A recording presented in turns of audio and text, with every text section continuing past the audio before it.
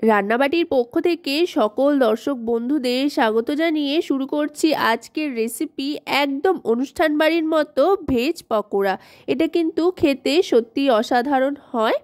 এর জন্য প্রথমেই নিয়ে নিতে হবে একটা মিক্সিং বোল বেশ বড় সাইজের।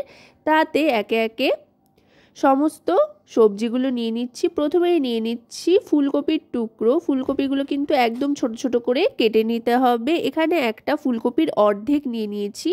এবার নিয়ে দিচ্ছি ধনেপাতা কুচি। ধনেপাতা কুচিটা কিন্তু অবশ্যই ব্যবহার করবেন। শীতকালে যে কোনো রেসিপিতে বা ভাজাভুজিতে ধনেপাতা কুচি কিন্তু আলাদা একটা স্বাদ দেয়। এবার দিয়ে দিচ্ছি বাঁধাকপি, এটাও খুব মিহি করে কুচিয়ে নিয়েছি। এবার দিয়ে দিচ্ছি পেঁয়াজ কুচি। চাইলে আপনারা পেঁয়াজ কুচিটা বাদও দিতে পারেন, আবার যদি মনে করেন তো দিতেও পারেন। এবার এর মধ্যে দিয়ে দেব লঙ্কা কুচি।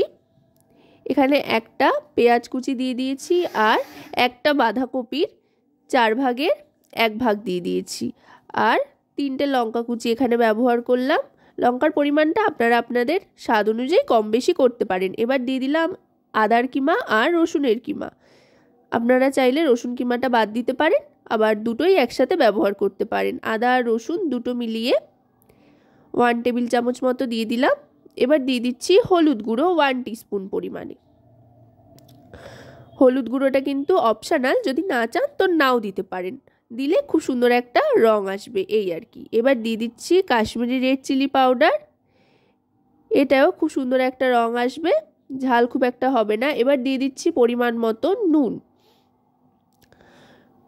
নুন দিয়ে কিন্তু এবার সমস্ত সবজিগুলোকে একবার ভালো করে মেখে নিতে হবে, কারণ কি না নুন দিয়ে মাখলে কিন্তু সবজিগুলোর থেকে জল ছাড়বে। তাই নুন দিয়ে ভালো করে চটকে নিচ্ছি।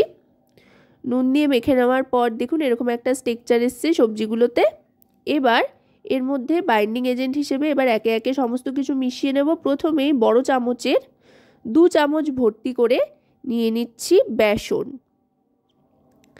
বেসন কিন্তু অবশ্যই এখানে ব্যবহার করতে হবে।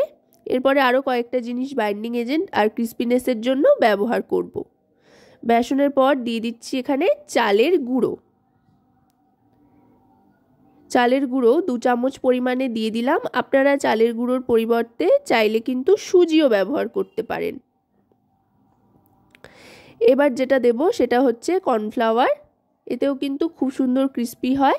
1 চামচ মতো কর্নফ্লাওয়ার এতে দিয়ে দিলাম।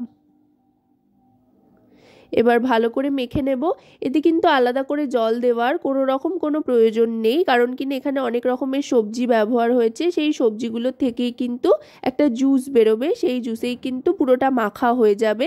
মাখতে মাখতে যদি মনে হয় বাইন্ডিংটা একটু ঢিলে ঢালা হয়েছে, তাহলে কিন্তু বেসন কিংবা চালের গুঁড়ো অথবা কর্নফ্লাওয়ার যে কোনো একটা ব্যবহার করতেই পারেন। সমস্তটা মাখা হয়ে গেলে অবশ্যই যেটা দিতে হবে সেটা কিন্তু লেবুর রস, আর এটা কিন্তু শেষেই দিতে হবে। এই লেবুর রসটা দিলে কিন্তু এই পকোড়াগুলোয় আলাদা একটা স্বাদ আসবে। এটা একটা সিক্রেট ইনগ্রিডিয়েন্টস বলতে পারেন। এবার ভালো করে মেখে নিয়ে সাদা তেলে এক এক করে পকোড়ার আকার দিয়ে ছেড়ে দিচ্ছি। এগুলো একটু ছোট ছোটই হয় সাধারণত, খুব একটা বড় সাইজের কিন্তু হয় না। তাও আপনারা বাড়িতে যখন বানাবেন আপনাদের পছন্দ মতো যে কোনো সাইজেরই কিন্তু তৈরি করতে পারেন। ছোট বড় সেটা আপনাদের ইচ্ছে মতো আপনারা বানিয়ে নেবেন। এবার একটা একটা করে সাদা তেলে ছেড়ে দিচ্ছি পকোড়াগুলো ছেড়ে কিন্তু একটু অপেক্ষা করতে হবে একটা পিঠ শক্ত হয়ে আসা পর্যন্ত। আশা করব রেসিপিটি আপনাদের ভালো লাগবে। যদি রেসিপিটি আপনাদের ভালো লাগে তাহলে অবশ্যই রান্নাবাটি চ্যানেলটিকে সাবস্ক্রাইব করে লাইক শেয়ার কমেন্টের মাধ্যমে আমাদের পাশে থাকবেন, আর পাশে থাকা বেল আইকনটি অন করে দেবেন সবার আগে সমস্ত রকম নোটিফিকেশান পাওয়ার জন্য। আর যদি রেসিপিটি আপনারা আমাদের ফেসবুক পেজ থেকে দেখেন তাহলে অবশ্যই রান্নাবাটি ফেসবুক পেজটিকে ফলো করার অনুরোধ রইল। দেখুন কথায় কথায় কিন্তু খুব সুন্দর গোল্ডেন কালারে ভাজা হয়ে গিয়েছে পকোড়াগুলো। এবার আমি তুলে নিচ্ছি। এইভাবে সমস্ত পকোড়াগুলো ভেজে সার্ভ করে নিলাম। সন্ধ্যের আড্ডায় চায়ের সাথে এরকম পকোড়া থাকলে আর কি চাই বলুন। তো আজকের এই রেসিপিটি আপনাদের কেমন লাগলো সেটা কিন্তু অবশ্যই আমাকে কমেন্টের মাধ্যমে জানাবেন। সকলেই খুব ভালো থাকবেন ও রান্নাবাটির সাথে থাকবেন।